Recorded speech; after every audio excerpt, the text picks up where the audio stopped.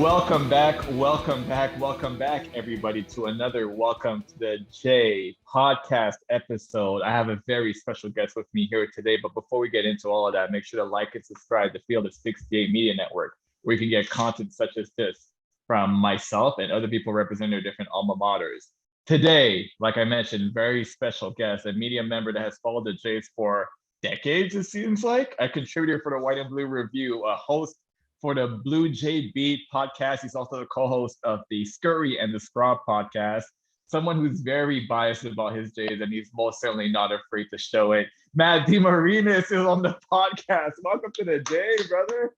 Thank you, sir. It's a pleasure to finally be on. I'm honored, honestly. Like this is big time. I was like, I didn't know if I carried enough weight to be on this show, but I appreciate it. Stop it. I've told you how often before that, like, you're one of the guys that's kind of given me game on how to do this whole podcast thing anyway. So I'm very happy to have you on the show. It's not going to be the last time either. As we keep growing this thing, you're definitely going to be a reoccurring member. How are you doing? How you been holding up? Good, man. I'm just staying COVID free, staying safe, covering as much sports as they'll put in front of my eyes. So right now there hasn't been that much of it. So we're trying to a little bit bored, but yeah, I'm good, man. Family's good. Everything. Had a good Christmas. How about yourself?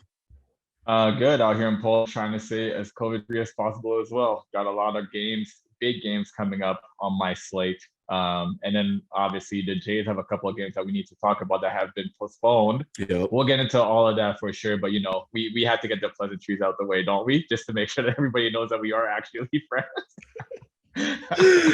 Like, wait a second. These guys know each other? Yeah, we're good. Yeah, just a little bit. You covered me when I was a player. Yep. I remember like my freshman year, especially because coming from Canada, there's not that big hype about the game that you just played, people covering it, people writing about it, people reviewing on different, social media platforms. I remember White and Blue Review was like one of those things. And the next day after a game, I'd always try to like read up on what you guys were talking about. Like, did they like my performance? Did they not? How did you get started with White and Blue Review and covering Creighton sports in general? It's not an exciting answer. I started covering mixed martial arts. So, I was doing interviews with like fighters and stuff. And, on the UFC scene, that was like, it was just blowing up. So I wasn't really like, going all around the country, going to events and stuff. I was just hopping on conference calls and like talking to fighters, but it was a little bit of a wide-eyed thing for me because you're talking to these guys who are like international superstars and you're like, how did I get into this? Like I'm just this dude from like Omaha and who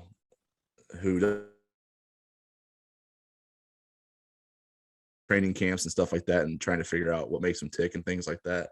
And I don't know, it just built I built some confidence that way.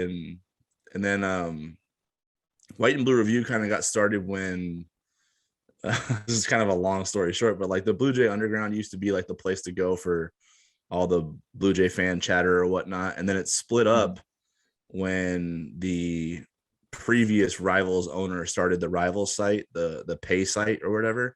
Yeah. And so we kind of were like, we don't really want people to have to pay for using a message board and talking Jays hoops, so that's how White and Blue Review kind of started. They kept the Bluejay Underground forum going and then started their own website covering the Jays and just giving people free coverage because that's kind of what we felt like was the right thing to do. And then, I was just a poster. Like I wasn't even like a media. I wasn't like writing for them or doing anything. And they just needed some help. And I was like, well, I do have some experience. And I sent them, it was so funny. I sent them like all of my work from like years of covering MMA, way oversold myself. Like, this is basically all I did. And they were just like, okay, that's fine. We're just looking for somebody to like, write a 300-piece article every now and then. I'm like, okay, cool. Yeah. So I started out on women's soccer. It was my first assignment.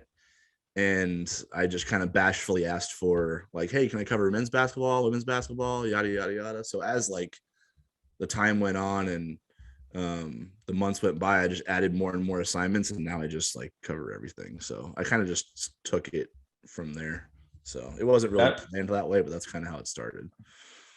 It's kind of funny how that all like makes its way around, because I vividly remember the first time I paid attention to what you guys were doing was my incoming freshman year during that summer, a summer league game of mine, and you guys were like in depth critiquing my form, like critiquing my stature. I was like, damn, these guys are on it for real. Like, how is a 6'2" lanky ass kid from Canada gonna get kind of like a little bit of spotlight off of a summer league game before even having played his first collegiate game? So I do appreciate what you guys have done, obviously, and I'm still a big fan to this day. Hey, the Jahenns Manigat days are the best day, man. Those are fun to cover. So. Man, let's get right into it. The last time we saw the boys, obviously, a glorious game for all of us watching. After that disappointing loss to Arizona State at home, they bounced back royally and beat arguably the best team in the Big East, or projected best team in the Big East, in Villanova. Since then, that was the last time we saw them. We've had 2 games postponed. I have to ask you, due to COVID, obviously, kind of hitting different programs and whatnot. Do you kind of see a similar situation like we had back in 2020, where there's a chance that maybe the college basketball season might be, kind of stricken off the board, where they're going to say, hey guys, let's keep these student athletes safe. Let's just cancel all the games and let's just try again next year? Yeah, I really don't want to say no, because then, who in 2 weeks the situation might get much worse and then I'll look like a fool. But you just kind of have to be day to day with it. But the NCAA came out yesterday and said they're not canceling the NCAA tournament again. They're not going to bubbles. They're gonna push through this. So I think in some regards they're looking to maybe a few months down the road and expecting this wave not to be as prominent anymore. They think it'll subside, I guess. And honestly, if you're up to date on, what the Omicron variant's doing, we have a large enough population that is vaccinated right now, which is, I certainly haven't. It's no secret that I'm encouraging that in all facets. So I don't know why people are still holding out on that, but that's beside the point. But the variant right now isn't, it's not as severe as Delta. It sounds like it's more infectious, but it doesn't sound like it's as severe. And then the other part of it is, if you're vaccinated and you're boosted, your symptoms you're going to knock them out pretty quick, it sounds like. So, that's one thing that Creighton has done so far. They've been pretty proactive about getting this booster shot. So all, the men and women both seem to have prioritized that. And so from that aspect, I guess people can maybe rest easy that even if it does hit them and it causes a pause, that they'll at least be safe in that regard as they fight the virus off and they shed it. But I don't know about college basketball as a whole. Like it's too hard to say. I wouldn't be surprised if we do go on some kind of a pause, just to let the wave do its thing and let it go, because you just can't control that stuff. You know what I mean? So trying to play through it, you're almost just, it's almost like you're playing chicken, so I wouldn't be surprised to see a pause. I would be shocked to see a cancellation of the season, because I just think there's too much financial incentive to try to figure out a way to play it I don't think they'll ever cancel another NCAA tournament. It would need to be catastrophic. Well, we all know money talks. We know the first time around they definitely didn't want to cancel all of these games, all of these tournaments. Remember, we had the boys playing in Madison Square before at halftime they got pulled off the court and told that, they were going to cancel that game for health and safety reasons. Obviously, a couple of major differences between what happened back in 2020 and what's happening now. We didn't have a vaccine back then. This was a completely unknown disease to us. Obviously, a couple of years down the line, we've done more research. We have vaccines available. I think it was on your Twitter actually that I saw that both men's and women's teams are fully vaccinated coming into this season. And obviously now you're talking about boosters and whatnot. I'm actually in line to get my boosters in January. I'm anxiously waiting for that. When I was in Lithuania last year, I didn't have a chance to get my vaccine, so had to wait until I go back into Omaha this summer. So they're giving me that 6-month window. Obviously, that'll be January for me to be vaccinated. But like you said, you've been someone that's encouraged vaccines. I'm certainly been someone that's encouraged vaccines as well. So as long as, we're trying to do it the safest way possible, the Mhm. financial incentives will make it so that in your mind, there's no chance that they're going to want to cancel their moneymaker, which is March Madness, correct? Yeah, well, the other part of it is too, like, this. I mean, the CDC coming out and cutting down the quarantine day from 5 days to 10 without requiring a negative test. Just kind of like basically they said if you're feeling better, put on a mask and go do your thing. Right. So I mean, that's basically punting in my opinion, but that Mhm. certainly opens that gives entities like the NCAA some runway to have their seasons, right? So same with the NFL, NBA, NHL, all that sort of thing. So I mean, I think from that standpoint, because of those parameters that are in place right now, unless those change, that's why it would be shocking to see a mass cancellation like that, because there just isn't that. There aren't any protocols in place that yet to even get to that point. Like we're quite a few steps away from that. So a pause wouldn't shock me because the infection rate in the country is, I think, higher than it's ever been and still climbing. Mhm. So from that degree, it's problematic, but I don't think we're close to a cancellation yet. Before we move on to our next topic, let me tell you guys a little bit about our partners over at BetRivers Sportsbook. If you haven't signed up yet with BetRivers, now's the time because they're offering a $250 match bonus for your first deposit. But what sets them apart is that they require just one playthrough to turn your bonus into cash money. With their new Rush Pay instant approval, withdrawing your winnings is safer, more secure, and more reliable. With basketball season tipping off, get in on the action by going to betrivers.com today or by downloading the BetRivers iOS app. Must be 21 years or older. Gambling problem? Call telephone number 1-800-GAMBLER. From my experience, I just want to go back a little bit to the couple of postponed games that we've had. Obviously, we were supposed to host Georgetown host Georgetown and go on the road at DePaul. Both those games got postponed.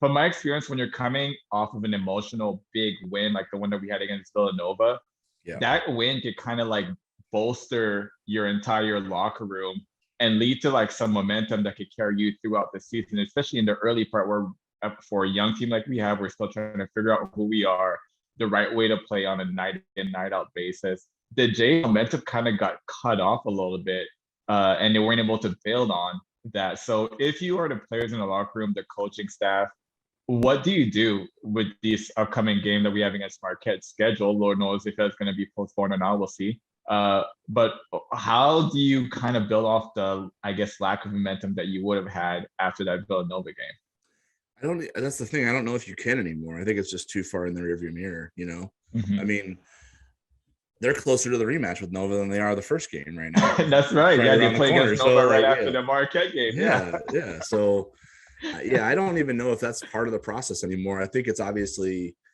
it just becomes very specific. Like you look at the film, you take the good and the bad, you try to learn from it. But in terms of just harnessing, that good vibe that you guys were feeling, that the team was feeling from that win, I think that's gone. Like I just think that the time's passed. They haven't had any opportunity to use that as a catapult. I think it's just, they went on Christmas break. And Mac extended the break this year because they did have the Georgetown game get canceled on the other end of it. So they didn't come back on Christmas night like they normally do. I know Lucky those bastards. Christmas. Lucky guys. Golly, man. You mean they didn't spend Christmas night at You mean that didn't No, happen? man. Remember, see, if I were to ever write about a Christmas Day practice, like they would think Creighton is the worst team in the country. And you know what that's like as a player. Like those are the worst practices of the year. Like Yeah. none of you are in shape. None of you are like sharp. And it's just a mess, right? So yeah, they had an extended break, so they came back a little bit later, and then I don't know. I'm assuming based on how Mac operates, right, is like there were probably 2 or 3 practices just on themselves. Maybe the coaching staff identified some areas of improvement that needed to happen, and they took advantage of that for a couple of days before they kind of locked in on their preparation for Marquette specifically. So yeah, it just feels like it's a different part of the season right now. I don't even know if the Villanova game it's just too far in the rear view mirror for them to come out against Marquette feeling good about how they played last game. I think it's just going to be a completely blank slate, in my opinion. One thing I do love about Coach Mack, you just mentioned it right there, is he will literally assign practices where he'll say, guys, like today is the day where we get to work on us.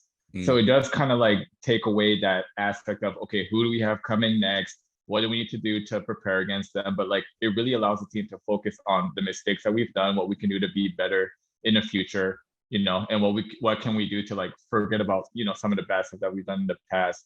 So in your assumption, you're saying that the extra days that Coach Mack had because of this delay is really going to be beneficial for the boys because he has had a chance to really focus on themselves, really own in on what they need to do to get better as a team, and who they need to play through, all that stuff that they really need to work out as Big East play continues. I mean, I do think so, because I think even if you go back, just look at the schedule and find times where they didn't have like a game, a rest day, a practice, and then another game, right? Mm-hmm. Where they've had those like 4-day gaps, right? They've gotten better from that. You've seen like some market improvement.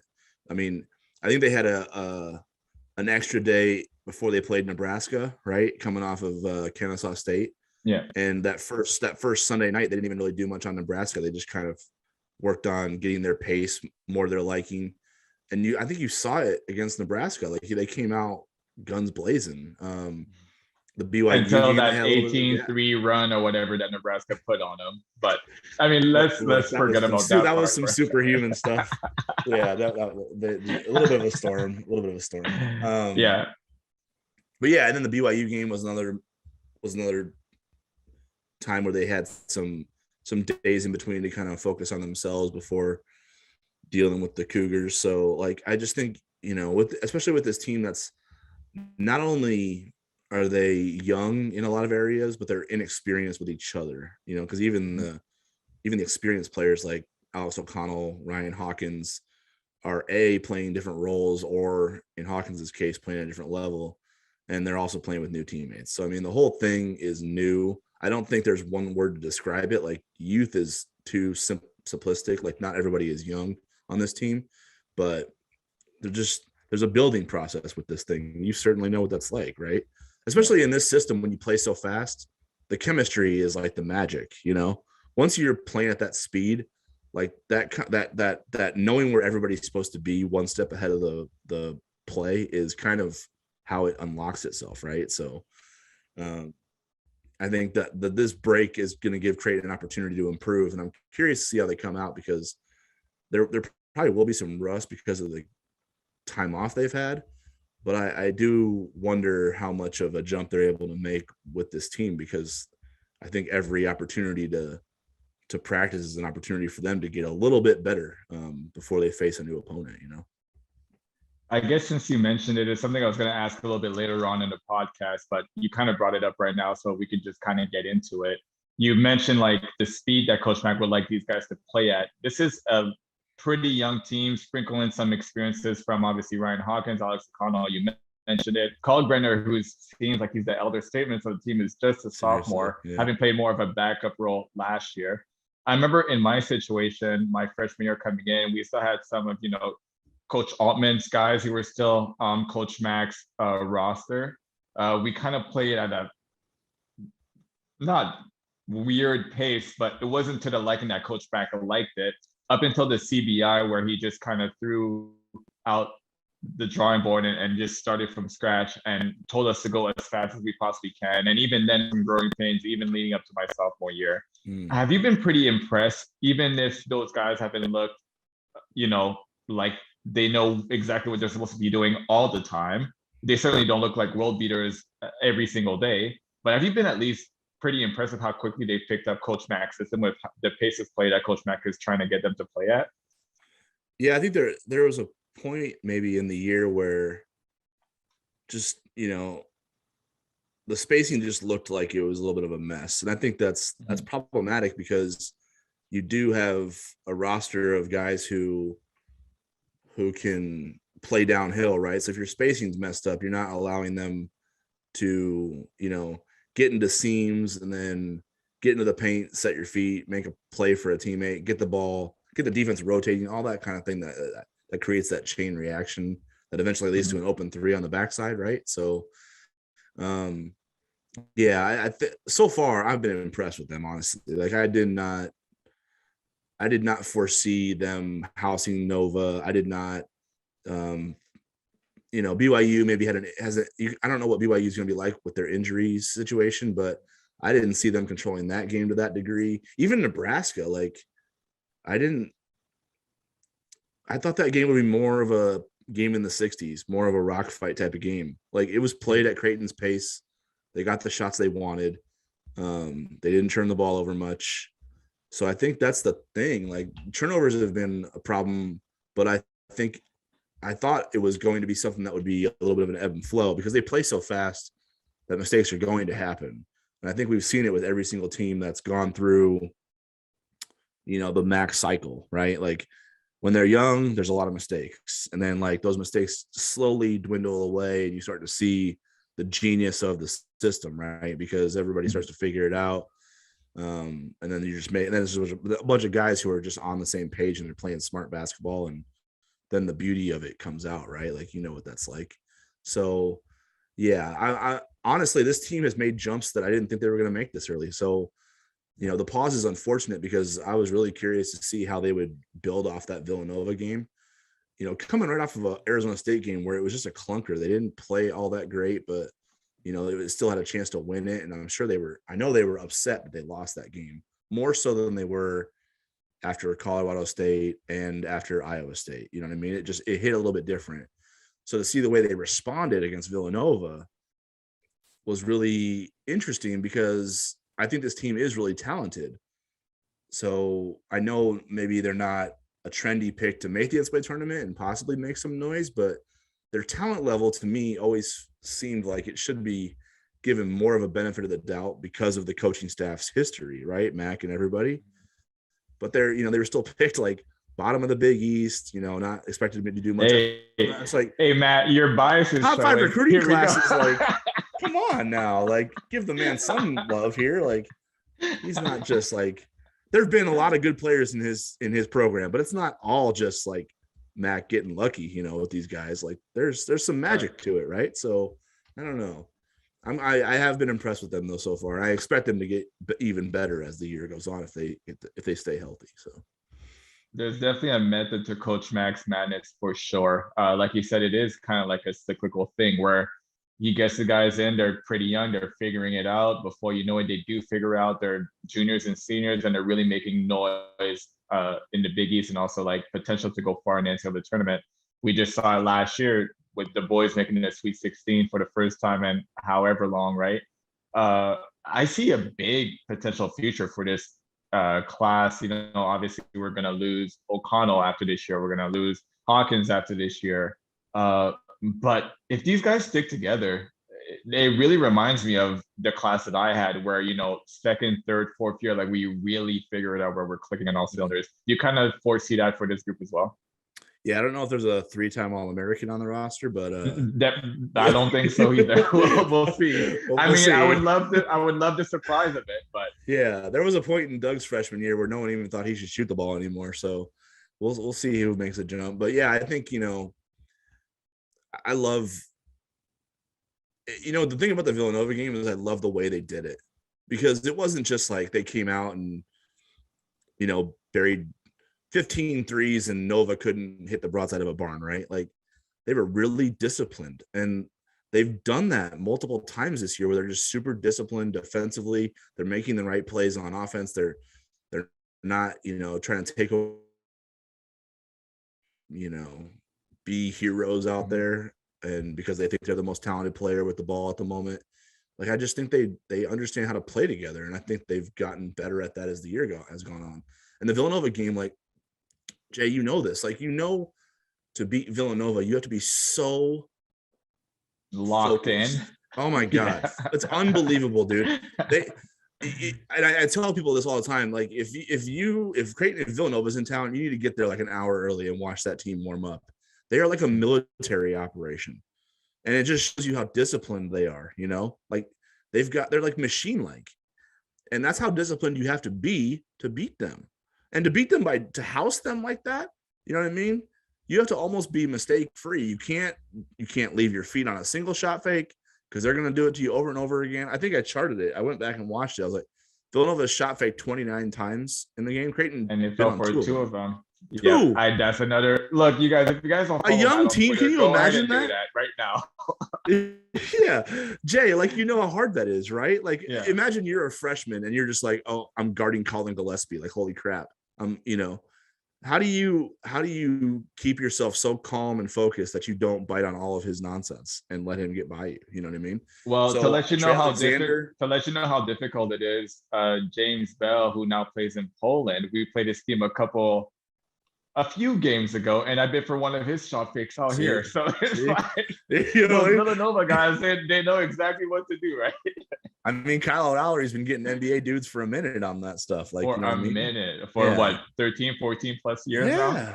Yeah. It's hard. So to see Trey Alexander just like stay on his feet, Roddy Andronikashvili stay on his feet, Ryan Nemhard, Hawkins won the battle against Jermaine Samuels, like, or Ryan Kalkbrenner inside, like a shot blocker like him just never bid on it. And it was so impressive. And I think that just shows you their ceiling a little bit, So I certainly think there's going to be more inconsistencies ahead because they are just still, again, it's an inexperienced group.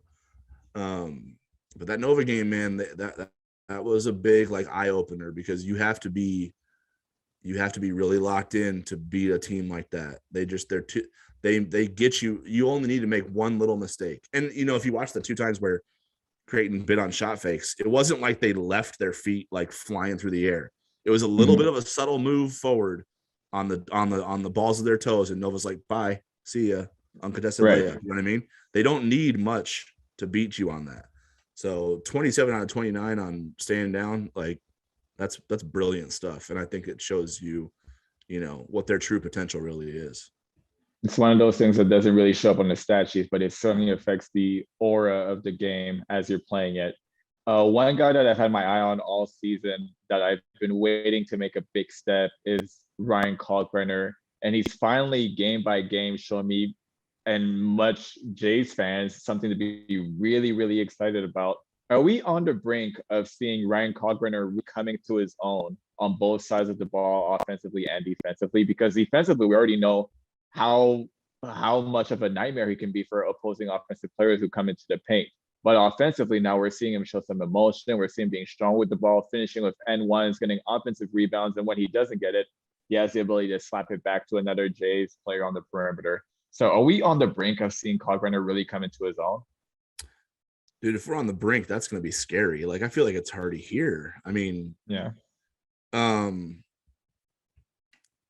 Like I was looking at it the other day, actually, because I haven't checked in a minute, but inside 5 feet, like defense, right? That interiors, normally that's a soft spot in Creighton's defense, right? Like they want to keep teams away from that area because they usually can't defend it, whether it's offensive rebounds or just guys getting downhill, I mean, look at the last year's loss to Butler. Like when Aaron Thompson got in the paint, it was like open season on Creighton's defense. That's just it's always been a little bit of a soft spot in terms of, protecting the rim with undersized guys.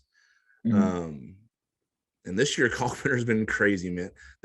I don't have the year by year with me right now, but I do know Creighton's shooting 67% on the offensive end inside 5 feet, and they're allowing teams to shoot 45%.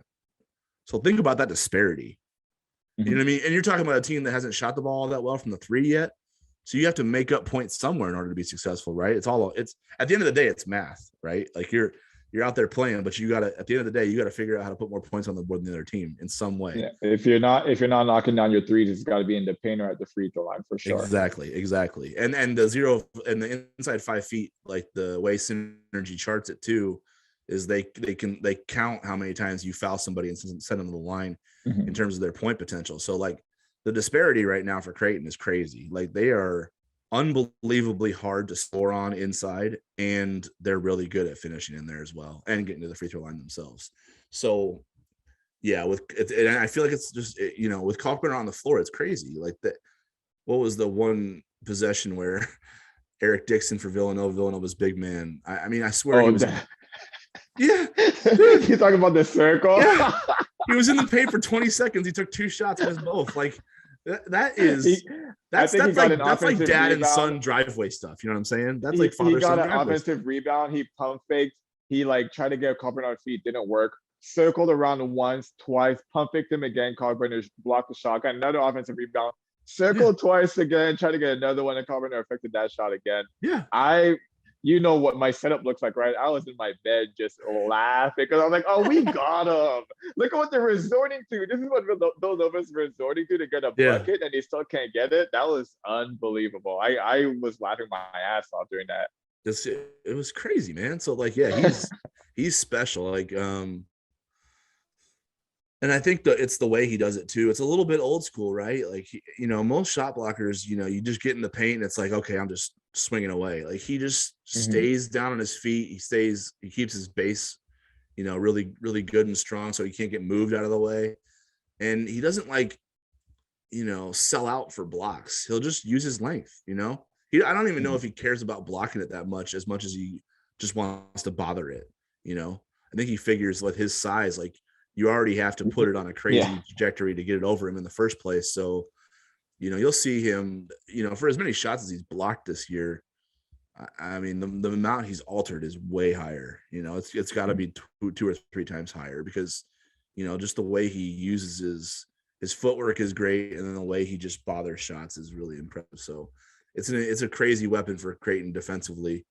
And when you pair it with their discipline on the perimeter that they've showed so far, they can be really good on the end of the floor. And I think it's the reason that I think you might want to at least consider raising their ceiling a little bit, because the offense, I think we know is going to come, don't we? Like that's the one thing that we feel like always figures itself out eventually as the guys play with each other more often and just get more reps together.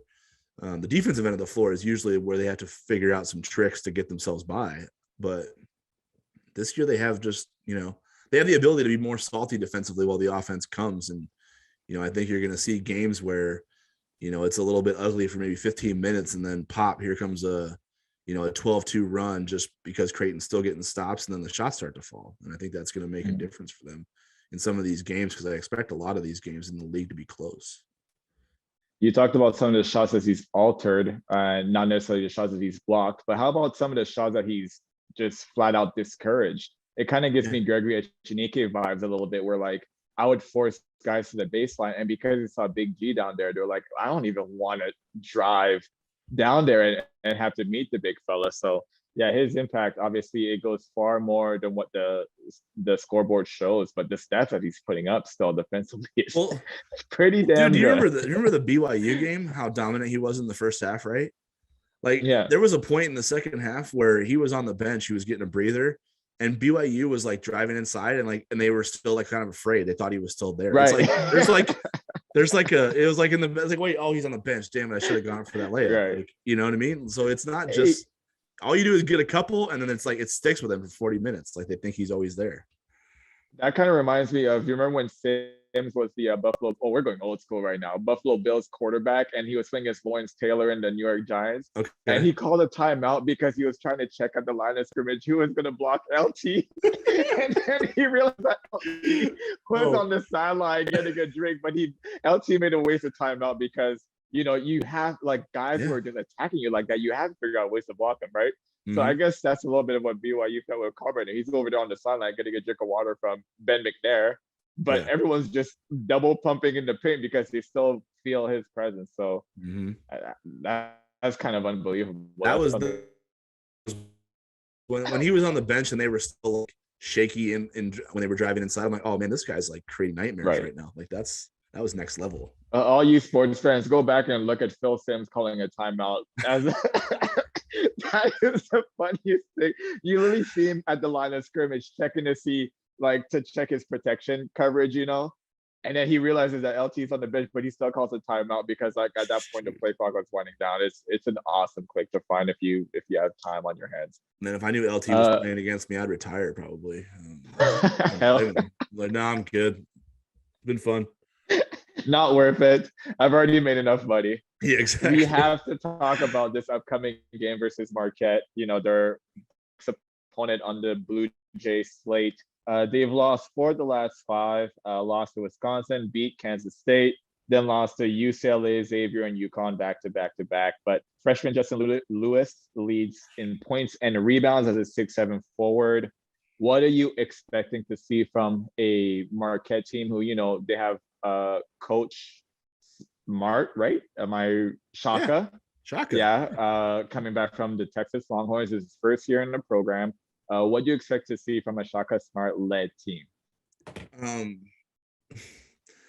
I don't know. I don't know if this is the right way to answer it, but I don't know if I expect anything because they're kind of chaotic a little bit. And I think that's where they want to be. Like that's probably their sweet spot because I don't know if they want a game that's being dictated by the traditional, bring the ball up, execute some stuff. I just think they want the ball. I just think they want to create a bunch of open floor situations. Havoc. Yeah, havoc for sure. Like that. I mean, they play that way. Like there's going to be some things that Creighton has to worry about. Justin Lewis has been, I think he's taken a step in his sophomore year here. He's a little bit more versatile. You do have to worry about him a little bit on the perimeter.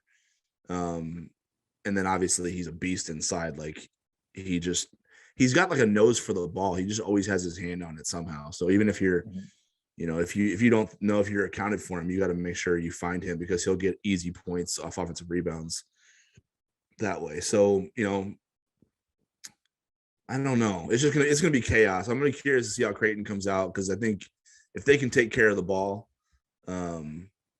that's priority number 1 through 5 in my opinion. I think they'll get good shots against Marquette, and then it'll just be about if they can knock them down or not.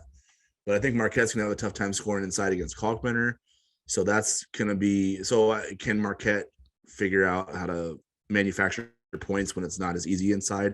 They've really struggled from the 3-point line.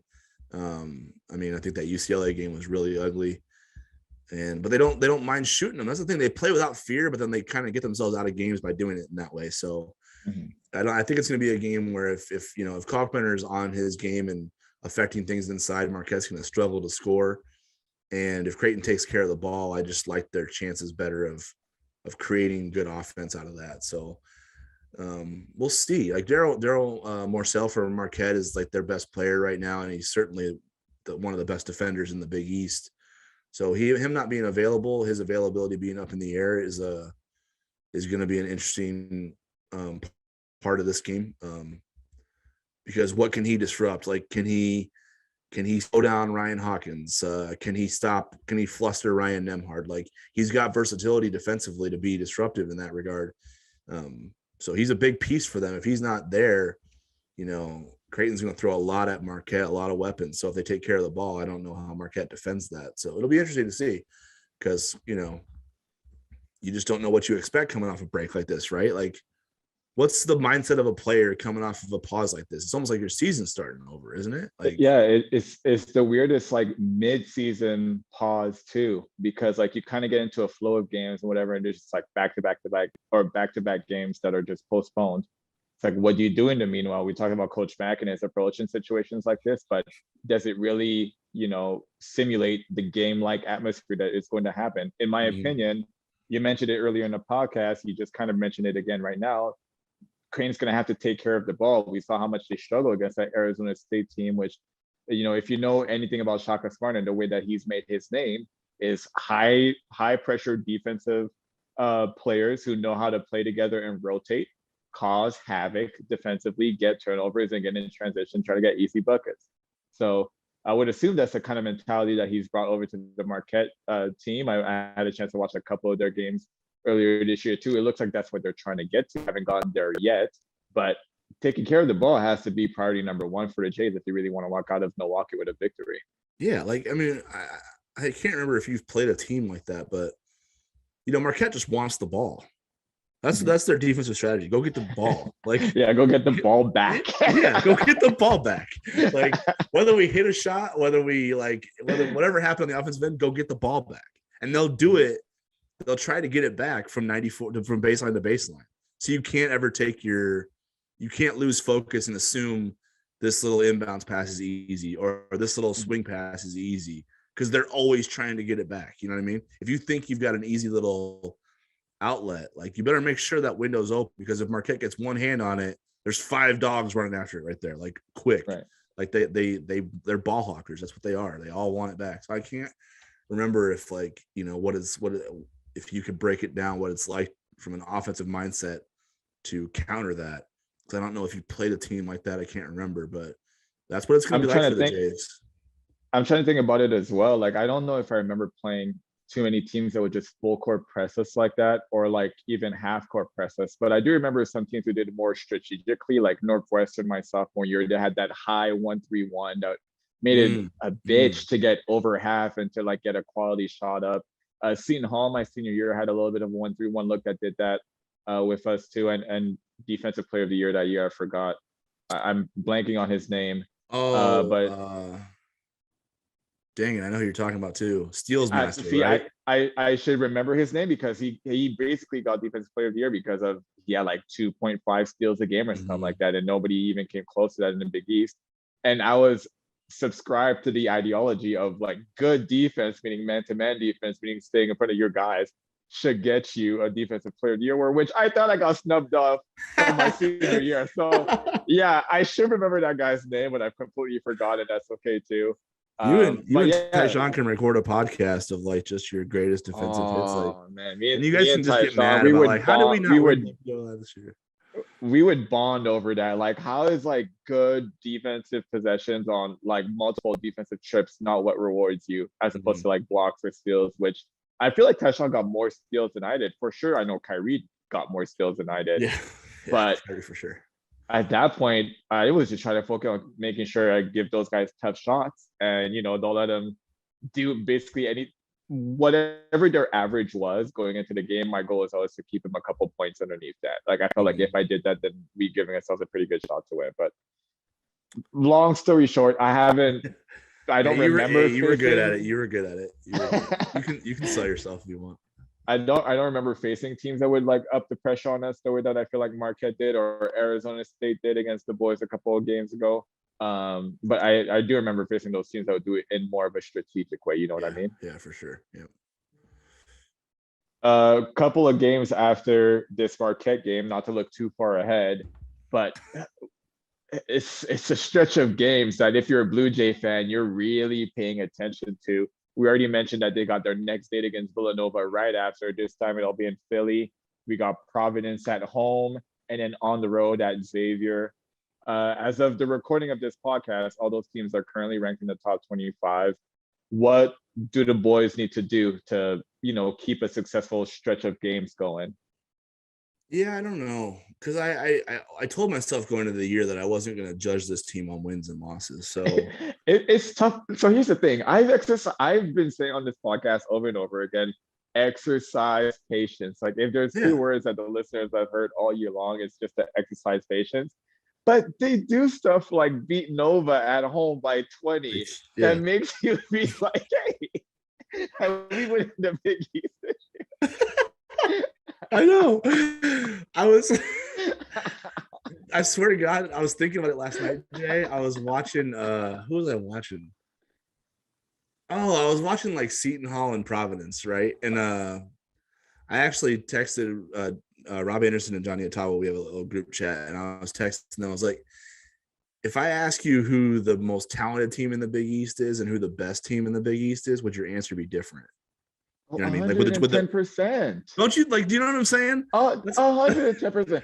But hey, guess what? I feel that way the majority of years. I don't feel like Villanova always has quote unquote the best talent, but I feel like because of their culture, the way that they're coached, right? Obviously, let's give him all the flowers that he deserves. He's a brilliant coach. He's already a Hall of Famer, right? If I'm not mistaken. Yeah. So it's like, they're going to be a great team. But sometimes I look at the landscape of the Big East, and I'm just like, I feel like there's some teams who are more talented than Nova, maybe not as disciplined, maybe not as military-like in their approach. You already mentioned their pregame warm-ups and stuff like that. But that Villanova team is coached up to the fullest. They know their roles, and they play right to their roles to the best of their ability, night in, night out. And that is what has given them success. Yeah. But it got me thinking about your question here that you just asked. Like I was thinking, like, how far away is Creighton from being in that like best team conversation? Like, is it? I told myself, like, you're not judging this thing on wins and losses because it's not fair to them. But is it crazy to think after what we've seen so far?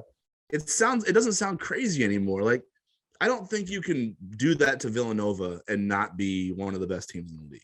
I just don't think you can. I don't think you're capable of it. You know what I mean? Yeah. Because they'll like that's you know. So I think they're closer than maybe we're giving them credit for. So that's why I'm curious to see how they come out of this pause, because the Marquette game on the road is going to be really difficult. It's going to present a lot of challenges because Marquette's going to play a style that it's going to create so many unpredictable variables for them to deal with. And then they have to go right to Nova again. And if you know anything about Villanova, they're extremely vindictive. Like if a team gets them, they whip their ass. Like, yeah. So they're going to be out traditionally, not all the time, but traditionally. That's true. Let's go. Let's go. I walked right into that one. I wasn't even thinking about it. Yeah, like that rematch in Omaha was ugly too. That's right. But it was funny because like the rematch in Omaha was so different than the first game. They didn't let you guys get anything from three, and they're like, "Hey, if you guys can attack seams and finish at the rim, and Doug can operate that way, be our guest." And you guys did. So Jay right after that was like, "Yeah, this team's just going to kick our ass every time we play them because we have no answer for it." So it was a little bit different. You scored 101, but it was different. You know what I mean? It was entirely different game. That first game, you're talking about my 2014, senior year. We went to Nova, set the then Big East record for 3-pointers made in a game. And it was a completely different game plan when we played them again in Omaha. They were trying to like double Doug and all that stuff, not let him go off. And obviously Ethan made him pay. I made him pay. Everybody basically came in and knocked down threes. And then the second time around, it's like we're not knocking down nearly as many threes, but they decided let's allow Doug to get his, and let's try to shut off everybody else's water. Didn't really work too well because we were getting a one-on-one opportunities. Like I didn't even score. Like little known fact, I didn't even score in that second game at home, but everybody was getting theirs. Like it was insane. So Gibbs, like you said, like Azir had a good game. Yeah. Devin Brooks came off the bench and provided a hell of a spark. You know, everybody came in and contributed. But it was a totally different game plan. And like you said, I think Jay Wright just basically kind of threw his hands up in the air. Like, what do we have to do with this particular team? But you are right that traditionally they do get the revenge if they end up losing a game. I'm just saying, you know, tradition doesn't always follow through here. For sure. No, I didn't mean any disrespect on the J. Sorry about that. Hell yeah. But yeah, it's going to be interesting because that's a challenge, right? Because it's different if you're like, I think Creighton was maybe smarting a little bit from that Arizona State loss. Like they probably had an edge to them. Like, hey, you know, we let that one get away and we shouldn't have. And, you know, Nova's going to come in and thinking they're Nova. Like it's probably easier to play with an edge when you think you're the underdog, you know, but Nova's going to have that edge with them in this rematch because, you know, Creighton dog walked them basically. And they're like, that's not, you know, we want to let this team know that's not okay. So Nova's not going to be taking Creighton lightly in any regard, and it'll be challenging for the Jays in that aspect because Villanova is super experienced. They've been through so many of these games.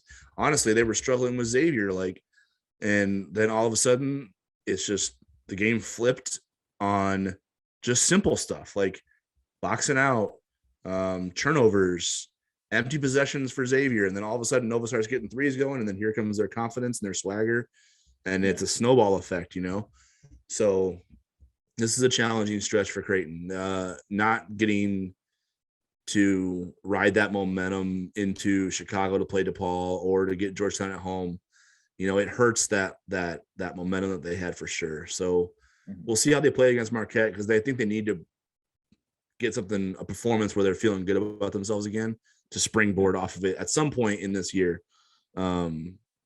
If they're going to raise their ceiling to the point where that Nova game doesn't look like a fluke, it looks like more of the what to expect type of situation, you know? And obviously we can never sleep on an Ed Cooley coach team.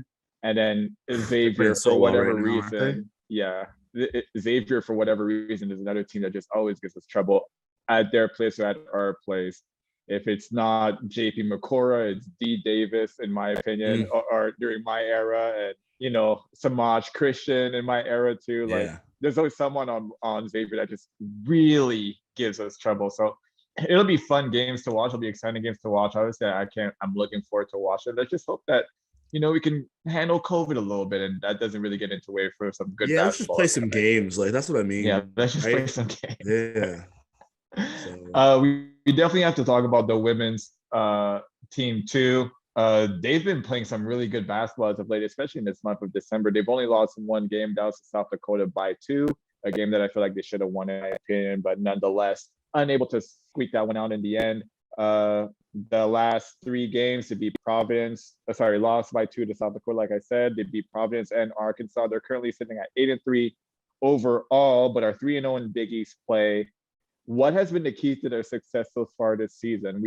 I was on your podcast when we talked about their loss against Nebraska, right? Yep. And since then, they've really kind of, Coach Flan and the staff have really turned things around a little bit, and the girls are playing with a lot more confidence. What have you seen from them that's allowed them to have so much success? Well, the first thing and the most important thing is Flan's going casual now, so he's not wearing the dress shirt anymore. So that's obviously been huge. It's been huge for their success.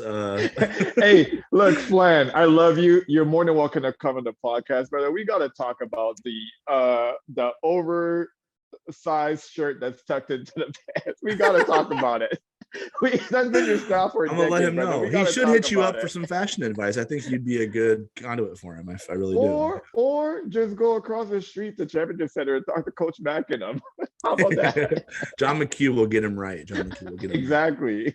Right. Yeah, no, that Arkansas game was,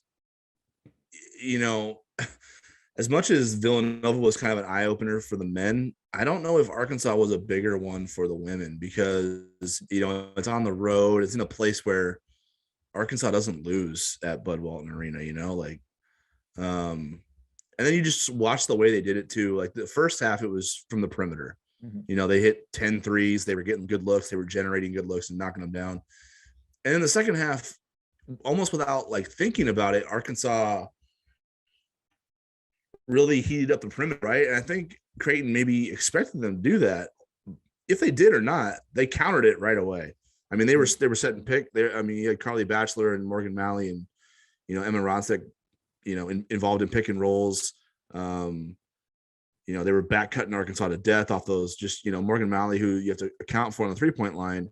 I think she had a couple back cut baskets. Rachel Saunders did after hitting a 3 early in the game. Carly Batchelor had a bunch of them. So the thing that stood out to me from, even the South Dakota game into Providence, into Arkansas, is this is a really, really good offensive team that Flan has right now. It might be, if it's not his best offensive team from a talent standpoint. You're going hyperbolic right now. If it's not his best, it's his smartest. Because they play, it's the type of shots they generate, you can see that they understand the game. You know what I mean? It's not like they're just passing the ball around the perimeter and then someone shoots it. There's a purpose to everything they do. And I think it's really starts with Tatum Rembaugh. She's playing unbelievably right now. Her assist to turnover ratio, I think, is 64-20. And I went back, years, I think I went back 10, 12 years to try to find somebody who was even close. And I think Sydney Lamberty is the only one. And it wasn't as good as Tatum's right now. And Sydney Lamberty, if you remember, was an assist turnover god. She hardly ever turned it over. And if she did, she usually had 12 assists on the other end of it. So, yeah, I mean, Tatum's been playing unbelievable right now. Her best basketball of her career by far, I think. And their offense is humming right now. The defensive end of the floor is where you'll figure out what their ceiling is, because they do have some weak spots, but I think they've done a good of being smart on that end of the floor too, because they scout, they take away tendencies, and they make sure that the number one option doesn't always beat them. So, even the South Dakota game, Maddie Kroll, freshman point guard from Millard South from the Omaha area, she hit 4 threes for South Dakota, and she hadn't hit 3 all season. So, they took away the top options. And they've done that for the most part this season. So that's going to be the thing. Like if Creighton's defense can continue to do that and their offense can continue to operate the way it's operating, like their ceiling is extremely high. And they've put themselves in a good spot right now with a top 30 net and 4 quality wins to be an NCAA tournament team. So right now they're in a good spot. It's all about if they can finish the job. You mentioned how Creighton likes to take away the opposing team's best players. We know that for our girls, though, Tatum runs the show. I think the beneficiaries of that smart, intelligent offense that you just mentioned so far have been Jensen and Bachelor. Which girl do you think needs to step up? Because teams are going to take those options away the further we get into Big East play. You know how familiar these teams get with each other. Which player do you see kind of, has shown the ability to, be a third, fourth scoring option, but also has the ability to maybe score a little bit more than she has so far? But just because, Jansen, Tatum, and Bachelor have really been running the show so far. That's a really interesting question. I haven't really thought about it like that before. That's why you come on that's why you step into the gym with me. This is why because look at him asking hard hitters that are tough. The thing with them is they've had different people be the reason for their offensive output on different nights so far. So, you've had games where Morgan Malley had 20 points off the bench against Arkansas. Emma Ronsik's had a couple 20-point games. Rachel Saunders has scored in double figures. The Bachelor's had some 20-point games and has scored in double figures. Like, I don't know if, and Lauren Jensen has as well. Like she had 23 against Villanova, and then she scored 17 in the first quarter against Providence. She went crazy. So ended with 19, scored 17 in the first quarter. I don't know if it's one answer. I don't know. That's tough. Hey, doing it by committee is not the worst thing in the world either, though. Doing it by committee is not the worst thing in the world. Oh, for sure, because it makes you hard to defend, right? Like, who do we take away? And is option B ready to step up when that happens? And usually it's been yes. So I think what you're starting to see is Rachel Saunders is starting to get into gear a little bit off the offseason, rehab and injuries that she's dealt with. So I could see her taking a game over a little bit. Molly Mogensen is shooting, she's not a volume shooter, but she's shooting 50% from the field and from three. So I think she has an ability to get hot. We still haven't seen Peyton Brodsky go off in a game yet. From a scoring standpoint, she's got the ability to knock down shots if she gets rolling. She had a really good game against DePaul last year, and she had, I think, 18 on 9 of 9 shooting in the exhibition game this season. So, she's got that ability. So those are a couple players right there who haven't yet gone off that probably, if they did, it probably wouldn't surprise you, but it would be a surprise in terms of like what's happened already this season. So those are the 3 names I'd probably say. But the balance is part of Creighton's magic this year. They do have a lot of scoring balance. So, Tatum Rembow has been playing the best basketball of her career, and she's, not really shooting the ball that well right now. It's crazy. So she could even have a game where all of a sudden, she hits 4 or 5 threes and gets into the 20s, and you're like, okay, well, that's new. All right. So I don't know. It's tough. That's a tough question. Good question. Well, we're definitely going to be paying attention to see how it all unfolds. Coach Flan has been one of the more impressive coaches, obviously, when you look at the grand scheme of Creighton sports. So far in his tenure with the Jays, what has his legacy kind of been? When you talk, before you know it, you look up and he's already been there for 20 some years. So what do you think, like, once he obviously, and I'm not saying it's anytime soon, but once he obviously, hangs his hat as far as being like the women's basketball coach, what do you think people are mostly going to remember about Coach Flan and his impact on the women's basketball program?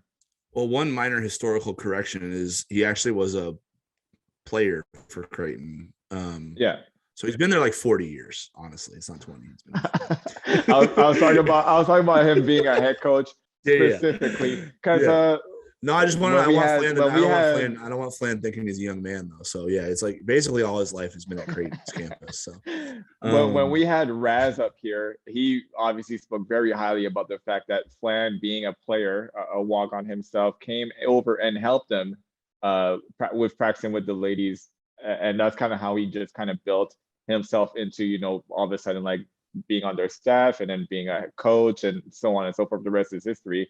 But like you got to admire someone who's been there for that long and who's really dedicated his life to the white and the blue. Yeah, I mean, if there's a quintessential Creighton person, it's like it's honestly it's a lot of people. Like Johnny Torres fits that mold in soccer. It is, yeah. Like Jim Flannery is the same way. I that's a good question because I don't know if I've spent a lot of time thinking about Flan's legacy, but I think it's gonna be prominent. I mean, his name's already on the practice floor. That's one thing. So he's etched himself in that regard. The thing about Flan that makes you not think about it is he's such a down-to-earth, cool dude. Like you don't ever he doesn't seem larger than life. He seems like one of us, right? Like we'll go to lunch and we won't talk at all, you know? It's crazy. He's the coolest dude. He's so cool. He's one of the guys I love catching up with whenever I get back on campus in the summertime. Him and Coach Booth. If I run into them, it's a 20-minute conversation that has to happen right there and then. Like that's how cool those two are to me. So yeah, you're right. He's one of those guys, like you see him in passing, you would never think that he has had as much success as he has because he just doesn't let it get to his head. It's not the personality that he has. Yeah. He's just a low-key, down-to-earth, really cool guy. He's just like, when you're interacting with people and in this profession, right? Like you'll walk around different, like when the Jays are on the road and you'll be in a different arena and then you're interacting with opposing coaches and things like, you're talking to a coach most of the time. Mm-hmm. Like they're very just guarded, specific. You can see the disciplinarian in most people when they're coaches. With Flan, I think if you were to meet him and hang out with him like for a month and then try to guess what he does for a living, I don't know if coaching would be the thing. Like but then the game happens and he's super competitive. Like he wants to win so bad. That's the thing. I think the balance is the most impressive thing. So I think maybe his legacy is like how he was able to be so successful and so down to earth and mix that together. You know what I mean? Because he's so good to people. He's got time for everyone. And it's not like a little bit of time. Like he'll talk your head off for hours. You know what I mean? He's very generous. He's very friendly.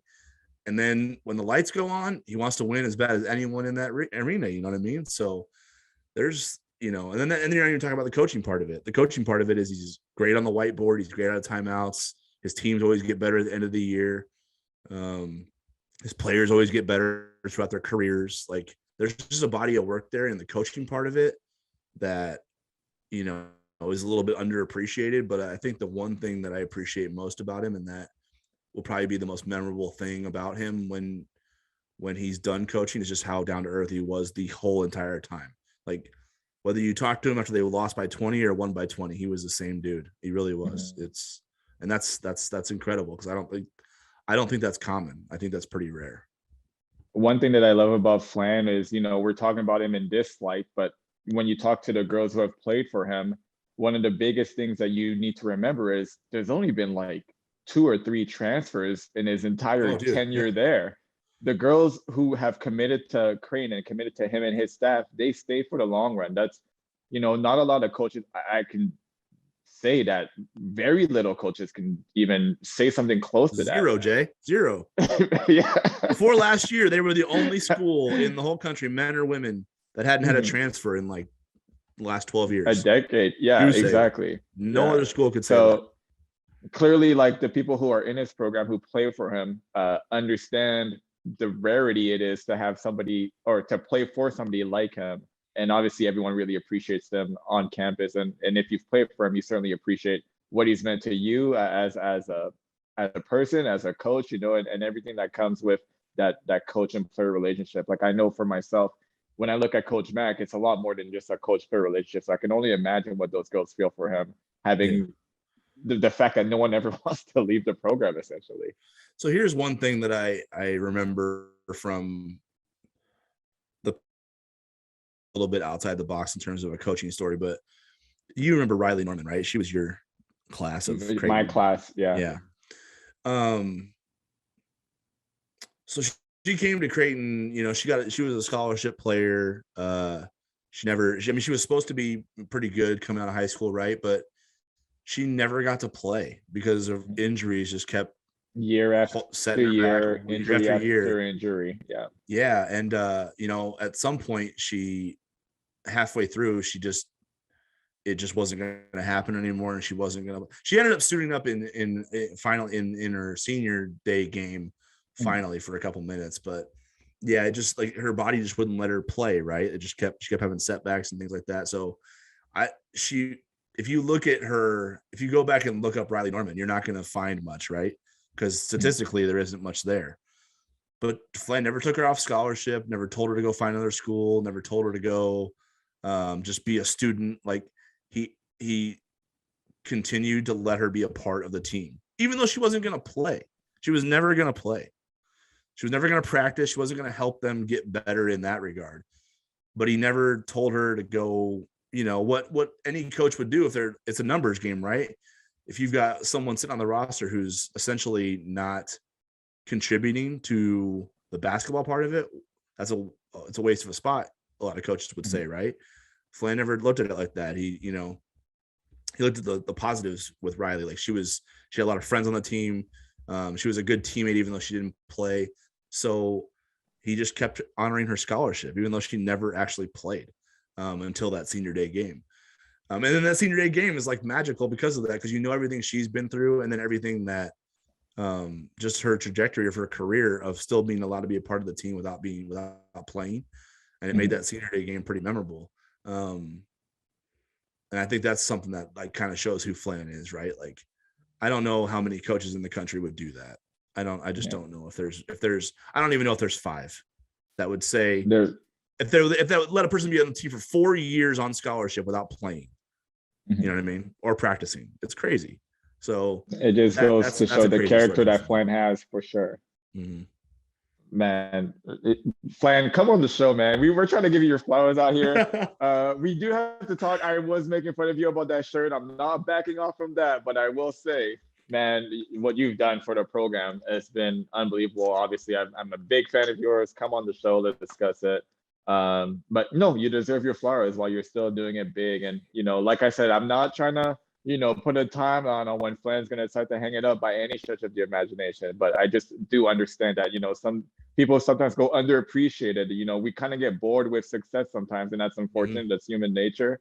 But I mean, he has to be recognized for all the work that he's done so far, especially for a women's basketball program who has reached some heights that, when I talked to Raz about it a few months ago, he never expected to reach. So, Coach Flan is a big part of that. And, the history speaks for itself. What he's been able to accomplish has been, pretty remarkable, and he's still doing it.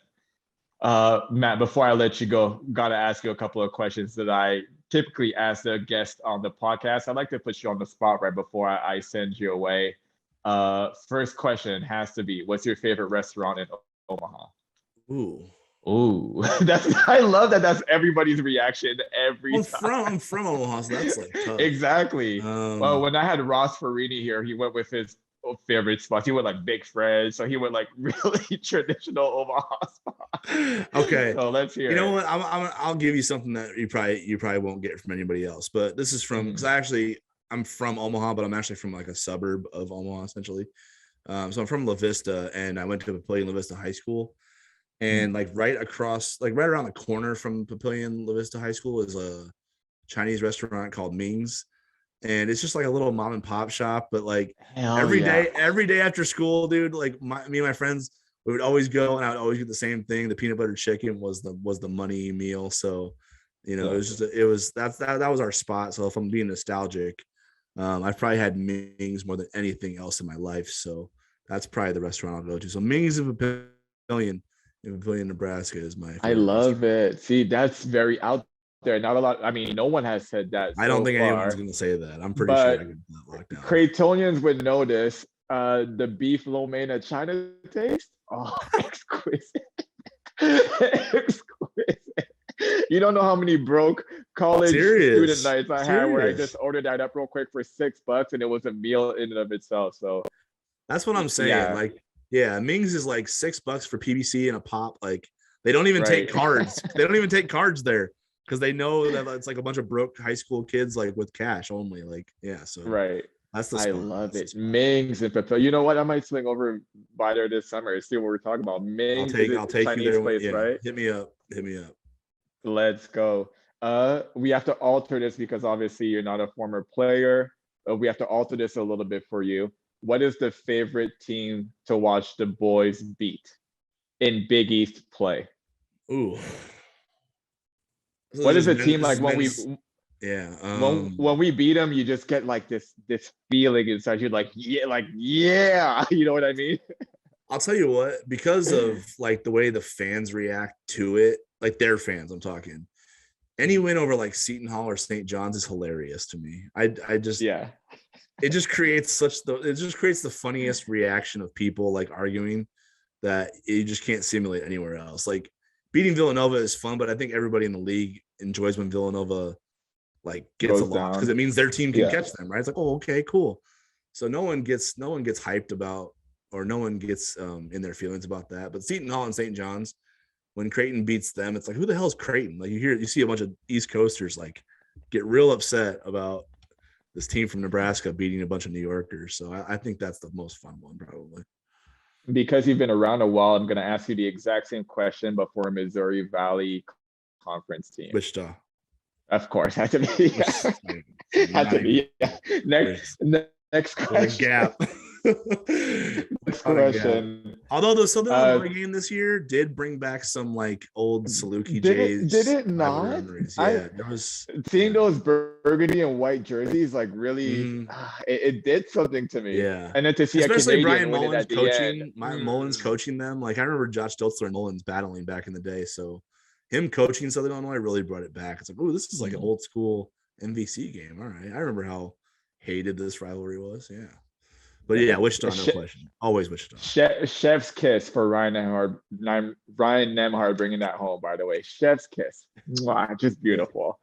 3-part question as the last one, because, same building, 3 different names. What's your favorite memory in the Quest, CenturyLink, and Chi-Health Center? Oh, my God. Let's go Quest so far. Like, let's go back in the day. Your favorite memory when it was called the Quest Center?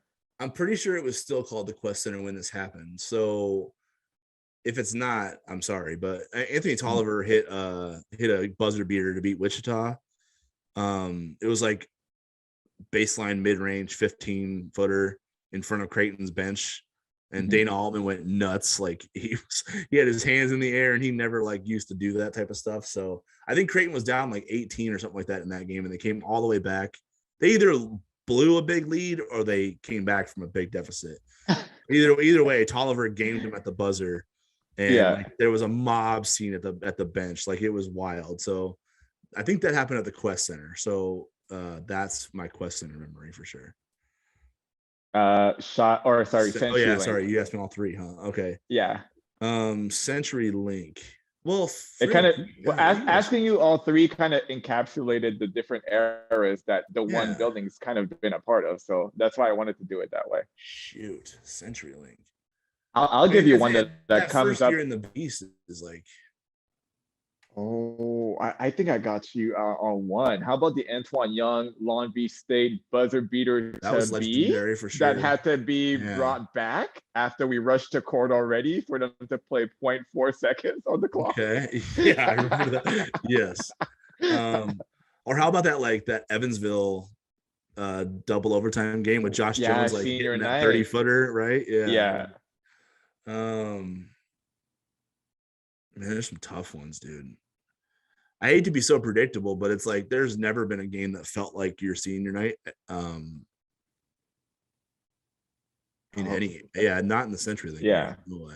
Yeah. Was it still CenturyLink then?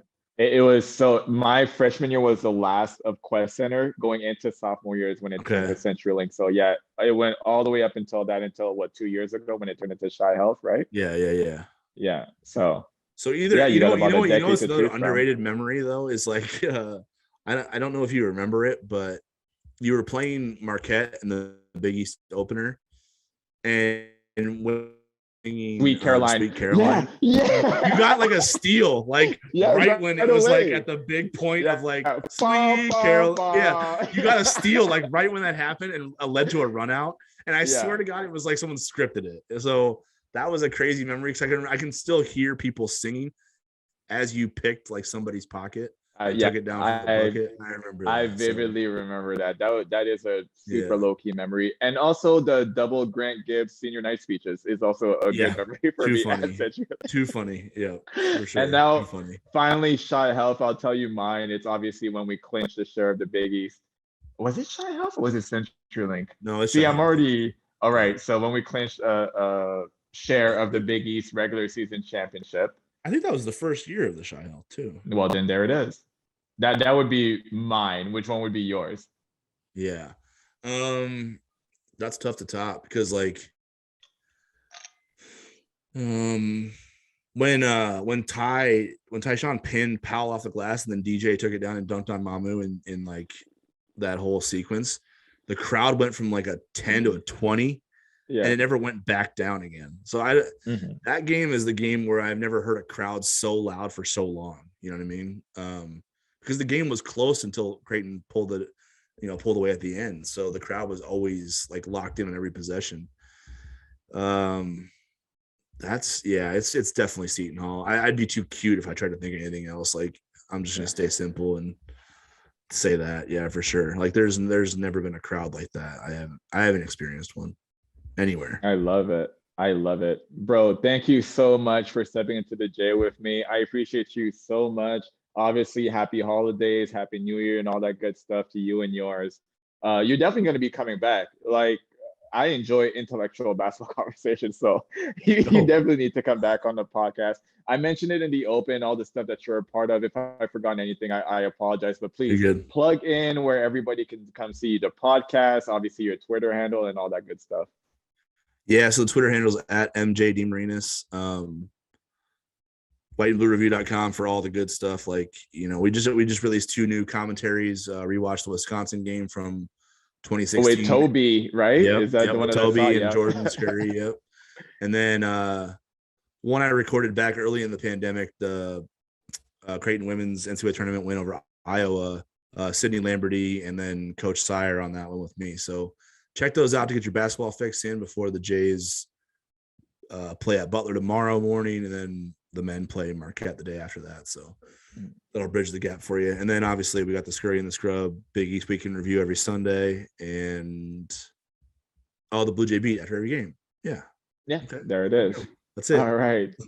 Appreciate you so much. Make sure to like and subscribe to the Field of 68 Media Network. That's the second week in a row that I'm messing up that outro.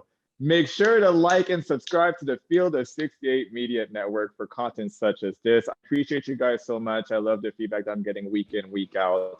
If you keep listening, I promise you I'll keep on talking. Until then, make sure you guys stay safe, and as always, go Jays.